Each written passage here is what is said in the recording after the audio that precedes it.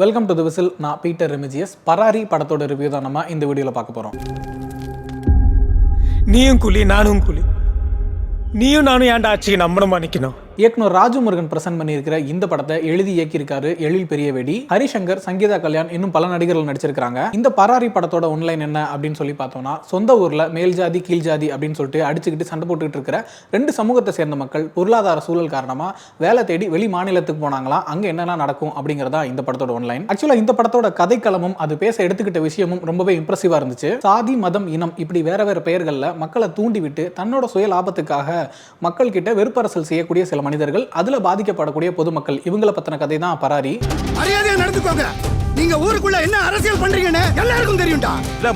திருவண்ணாமலை மாவட்டத்துல ராஜபாளையம் அப்படின்னு சொல்லி ஒரு கிராமம். அங்க சாதி ரீதியா பிளவுபட்டு இருக்கக்கூடிய ரெண்டு சமூகத்தை சேர்ந்த மக்கள் இருக்காங்க. ரெண்டு சமூக மக்களுமே ஒரே மொழி தான் பேசுறாங்க, ஒரே சாமியை கும்பிடுறாங்க, ஒரே வேலை தான் செய்யறாங்க. இன்னும் சொல்லப்போனா ஒரே மாதிரியான பொருளாதார சூழல்ல தான் இருக்கிறாங்க. இப்படி எல்லா வகையிலையும் ஒரே மாதிரி இருந்தாலும் சாதி அப்படிங்கிற விஷயத்துல ஒருத்தர் மேல ஒருத்தர் கீழே அப்படிங்கிற பாகுபாடு அந்த ஊருக்குள்ள இருக்கு. இந்த ஊர்ல சாதியால நான் தான் பெரியவன் அப்படின்னு நினைக்கக்கூடிய ஒரு தரப்பினரால இன்னொரு தரப்பினருக்கு அடிக்கடி தொல்லைகள் கொடுக்கப்படுது. அதனால ரெண்டு தரப்புக்கும் அடிக்கடி சண்டைகள் வந்துகிட்டு இருக்கு. அதுலயும் குறிப்பா ரெண்டு ஊருக்கும் பொதுவான ஒரு கோயிலும் ஒரு பாறையும் இருக்கு. அந்த ஒரே கோயில தான் ரெண்டு பேரும் வழிபாடு பண்றாங்க. அந்த ஒரு பாறையில தான் ரெண்டு ஊர் மக்களும் அவங்களுக்கான வேலைகள் எல்லாமே செய்யறாங்க. இந்த ரெண்டு விஷயங்களும் யாருக்கு சொந்தம் அப்படிங்கறதுல அடிக்கடி பிரச்சனைகள் வருது. அப்படி ஒரு டைம் வரக்கூடிய ஒரு பிரச்சனை பெரிய அடிதடியா மாறுது, கை கலப்பாகுது. அப்புறம் பஞ்சாயத்து கூடி பேசி அந்த பிரச்சனையை சால்வ் பண்றாங்க. இப்படி ஊர் ரெண்டா பிரிஞ்சிருக்குது. ரெண்டு குழுக்கு நடுவில் பெரிய பகை இருக்கு. எப்ப வேணா சண்டை உருவாகலாம் அப்படிங்கிற ஒரு சூழல் இருக்குது. அப்படியான சூழல்ல இந்த ஊர் மக்களை வெளியூருக்கு வேலைக்கு கூட்டிட்டு போகக்கூடிய ஒரு கான்ட்ராக்ட் ஒருத்தர் வராரு. பொதுவாகவே இந்த ஊர்ல இருக்க மக்கள் வருஷத்துல 9 மாசம் கரும்பு வெட்டுறாங்க.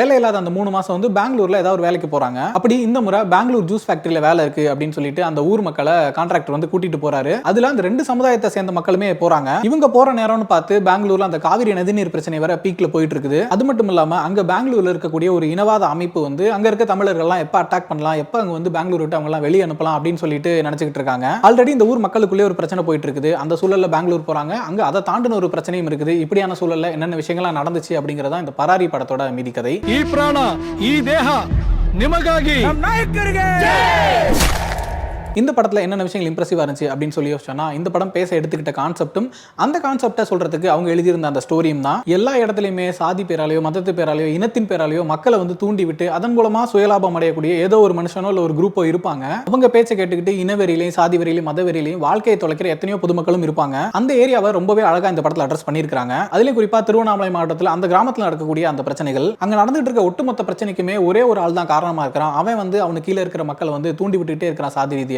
இப்படி எல்லா வேலையுமே பண்ணிட்டு அவன் ரொம்ப சேஃபான இடத்துல தான் இருக்கிறான். பொருளாதார ரீதியாகவும் சரி, சமூக அந்தஸ்திலையும் சரி, அவனோட பசங்களை நல்லாவே படிக்க வச்சிடறான். ஆனா அவனோட பேச்சுக்கு இன்ஃப்ளூயன்ஸ் ஆகி அந்த அடிதடிக்கு போயிட்டு வாழ்க்கை இழக்கிற இளைஞர்களோட வாழ்க்கையும் சரி, அவங்களோட குடும்பமும் சரி, எந்த வகையிலுமே முன்னேறாம தான் இருக்குது. இந்த மாதிரி விஷயங்களை ரொம்பவே டீடைல்டா அழகா காட்டியிருக்காங்க. அதுல குறிப்பா ஒரு பர்டிகுலர் சீன் ரொம்பவே இம்ப்ரெசிவா இருந்துச்சு. அந்த ஆதிக்க சாதி மக்கள் எல்லாமே சேர்ந்துக்கிட்டு ஒரு 10-15 பேர் சேர்ந்து பேசிட்டு இருக்காங்க. இந்த காலனி தெரு மக்களை எப்படி அட்டாக் பண்ணலாம், எப்படி அவங்களாம் இது பண்ணலாம் அப்படின்னு பேசிட்டு இருக்கும்போது ஆளாளுக்கு ஒரு கருத்து சொல்றாங்க.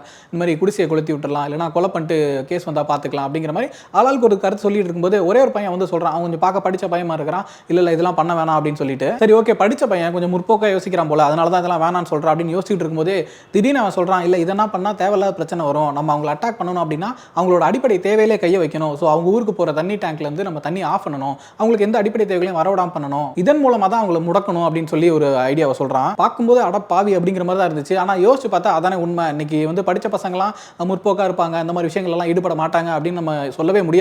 எவ்வளவு படிச்சாலும் எவ்வளவு டெக்னாலஜி டெவலப்மெண்ட் வந்தாலும் அந்த டெக்னாலஜி வச்சு தன்னோட சாதி எப்படி வளர்க்கலாம் அப்படிங்கறத தான் யோசிச்சுட்டு இருக்காங்க. இந்த மாதிரி அந்த ரெண்டு சமுதாய மக்களுக்கு நடுவில் ஏற்படக்கூடிய பிரச்சனைகளை காட்சிப்படுத்தியிருந்த விதம் ரொம்பவே இம்ப்ரெசிவா இருந்துச்சு. அதே போல பெங்களூர் போர்ஷன்ஸ் இவங்க எல்லாமே இங்க இருந்து வேலை தேடி அங்க போறாங்க அப்படிங்கிறப்போ அங்க என்ன மாதிரி விஷயங்கள் நடக்குது அப்படிங்கிறதுக்கு முன்னாடி அங்க என்ன சூழல் இருக்குன்றத ரொம்பவே அழகா எஸ்டாப்ளிஷ் பண்ணியிருந்தாங்க. அங்க பெங்களூர்ல ஒரு இனவெறி அமைப்பு ஒன்று இருக்குது. அந்த அமைப்போட தலைவரும் சரி, அங்க இருக்கக்கூடிய அடியாட்களும் சரி, அவங்களோட அந்த போர்ட்ரேலே ரொம்பவே பயங்கரமா இருந்துச்சு. காவிரி நதிநீர் பிரச்சனையில இந்த இனவெறி அமைப்பு அங்க இருக்கிற கன்னட மக்களை எப்படியெல்லாம் இனவெறியை சொல்லி தூண்டி விடுறாங்க, எப்படி கலவரங்களை உருவாக்குறாங்க, அந்த கலவரத்துக்கு யாரெல்லாம் நிதி கொடுக்குறாங்க, அந்த காட்சிகள் எல்லாமே பயங்கரமா இருந்துச்சு. அதை தாண்டி காவிரி நதிநீர் பிரச்சனை அப்படிங்கிறது உண்மையில யாரோட பிரச்சனை, அந்த காவிரி நதிநீர் யாருக்கு தான் போகுது, அதுக்கு பின்னாடி யாரெல்லாம் செயல்படுறாங்க, அதுல அப்பாவி கன்னட மக்கள் எப்படி யூஸ் பண்ணப்படுறாங்க, இந்த மாதிரி காட்சிகள் எல்லாமே ரொம்பவே டீடைலிங்கா இன்ட்ரெஸ்டிங்கா இருந்துச்சு. அடுத்ததா படத்தோட பெரிய பிளஸ் இந்த படத்துல இருக்கிற நடிகர்கள் தேர்வு அண்ட் அவங்களோட பெர்ஃபார்மன்ஸ். காஸ்டிங் வைஸ் பார்த்தோம்னா பெரும்பாலும் யாருமே பார்த்த முகங்களே இல்லங்கிற அளவுக்கு நிறைய புதுமுகங்களை தான் யூஸ் பண்ணிருக்காங்க. எனக்கு தெரிஞ்சு பெரும்பாலும் அந்தந்த ஊர் மக்களை தான் யூஸ் பண்ணியிருப்பாங்கன்னு நினைக்கிறேன். எல்லாருமே ரொம்பவே நல்லா நடிச்சிருந்தாங்க. பண்ணியிருந்தாங்க. நடிப்புக்கு முன்னாடி அந்த மாதிரியான தோற்றத்தில் இருக்க நபர்களை பார்க்கும்போதே நமக்கு வந்து ஒரு ஸ்கிரீன் பிரசன்ஸ்ல ஒரு நல்ல ஃபீல் வருது. லீட் ரோல்ஸ் பண்ணியிருந்த ஹரிசங்கர், சங்கீதா இவங்க 2 பேருமே நல்ல பெர்ஃபார்மன்ஸ் கொடுத்திருந்தாலும் எனக்கு ரொம்பவே பிடிச்சிருந்தது அந்த கர்நாடகாவில் வரக்கூடிய அந்த இனவெறி அமைப்பை சேர்ந்த ஒருத்தர். அவர் வந்து கிட்டத்தட்ட வில்லன் மாதிரி தான் வராரு. ஒரு இனவெறி அமைப்போட தலைவர், அவரோட லுக் எப்படி இருக்கும், அவர் பண்ணக்கூடிய விஷயங்கள் எப்படி இருக்கும், அவரோட சிந்தனைகள் எப்படி இருக்கும் அப்படிங்கிறதெல்லாம் பயங்கரமா கேப்சர் பண்ணி அவரோட கேரக்டர்ல எஸ்டாப்ளிஷ் பண்ணியிருந்தாங்க. அதே போல அந்த லீடருக்கு இன்ஃப்ளூயன்ஸ் ஆயிட்டு அந்த இனவெறி செயல்பாடுகளில் ஈடுபடக்கூடிய ஒரு இளைஞன், அவரோட நடிப்புமே ரொம்ப அட்டகாசமா இருந்துச்சு. இப்படி பராரி படத்தோட ஐடியா, ஸ்டோரி, பொலிட்டிக்கல் வியூ அப்படின்னு சொல்லிட்டு கண்டென்ட் வைஸ் ரொம்பவே இம்ப்ரெசிவா இருந்தாலும் அந்த கண்டென்ட்டை எக்ஸிக்யூட் பண்ண விதத்துல சில போதாமைகள் இருக்கதையுமே நம்ம பார்த்தோம். இந்த படத்தோட ஃபர்ஸ்ட் ஹாஃப் முழுக்கவே அந்த கிராமத்தில் வாழக்கூடிய 2 சமுதாயத்தை சேர்ந்த மக்கள், அவங்களோட வாழ்க்கை முறை, அவங்களுக்குள்ள இருக்க பிரச்சனை, அது பத்தின காட்சிகள் தான் போயிட்டு இருக்கு. அந்த விஷயங்கள் எல்லாமே நமக்கு ஒரு 2-3 காட்சிகள்லயே ரொம்பவே கிளியரா எஸ்டாப்ளிஷ் ஆயிருது. ஆனாலும் திரும்ப அது சம்பந்தமான காட்சிகளை ரிப்பீட்டடா பார்த்துக்கிட்டு இருக்க மாதிரி தான் இருந்துச்சு. ஒரே பிரச்சனையை வேற வேற மாதிரி வேற வேற காட்சிகள்ல காட்டுறது, அல்லது ஒரே மாதிரியான காட்சிகளை திரும்ப திரும்ப பார்க்கறது, இந்த மாதிரி விஷயங்கள்னாலே ஃபர்ஸ்ட் ஹாஃப் கொஞ்சம் ஒரு சலிப்பு ஏற்படுத்தினுச்சுன்னு சொல்லலாம். அது மட்டும் இல்லாம கதை எதை நோக்கி போகுது, எது பிரதான பிரச்சனை அப்படிங்கிற ஒரு கிளாரிட்டி ஸ்கிரீன் பிளேல இல்லையோ அப்படிங்கிற ஒரு உணர்வுமே வந்துச்சு. அடுத்த பிரச்சனை ஹீரோ ஹீரோயினோட காதல் காட்சிகள்.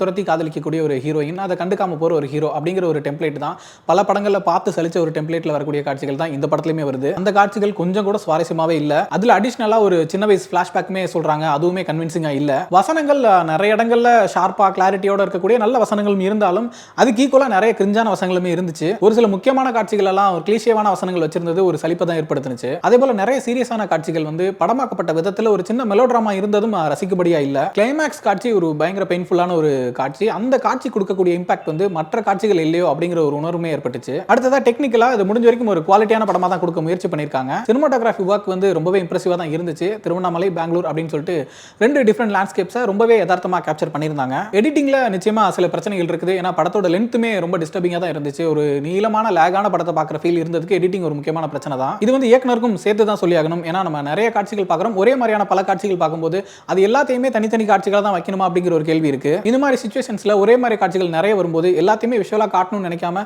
ஒரு சில காட்சிகள் விஷுவலா இருந்தாலும் இன்னும் சில காட்சிகள் வசனங்களை கடந்து போறது, ஒரு சில காட்சிகளை சாங்ஸோட மாண்டேஜஸ்ல வைக்கிறது, இந்த மாதிரி வச்சிருந்தாங்கன்னா அந்த ரிப்பீட்டேட்டிவ் ஃபீல் வந்து வராம இருந்திருக்கும். அடுத்ததா பேக்ரவுண்ட் மியூசிக் ஓகே அப்படிங்கிற மாதிரி இருந்துச்சு. சாங்ஸ் பெரிய அளவுல இம்ப்ரெசிவா இல்ல. சோ ஓவராலா பராரி படம் வந்து ஒரு முக்கியமான விஷயத்தை பேசியிருக்காங்க. ஐடியா, ஸ்டோரி, பொலிட்டிக்கல் வியூ அப்படின்னு சொல்லிட்டு கண்டென்ட் வைஸ் ரொம்பவே ஸ்ட்ராங்கா இருக்கு. ஸ்கிரீன் பிளே அண்ட் மேக்கிங்ல நாம பேசியிருந்த விஷயங்களை சரி பண்ணியிருந்தாங்கன்னா இன்னுமே கூட ஒரு பெட்டரான எக்ஸ்பீரியன்ஸ் கொடுத்திருக்கும். This is all about Parari movie. நீங்களும் படம் பாருங்க, பார்த்துட்டு உங்களோட ஒப்பீனியன் என்ன அப்படிங்கறத கமெண்ட்ல சொல்லுங்க.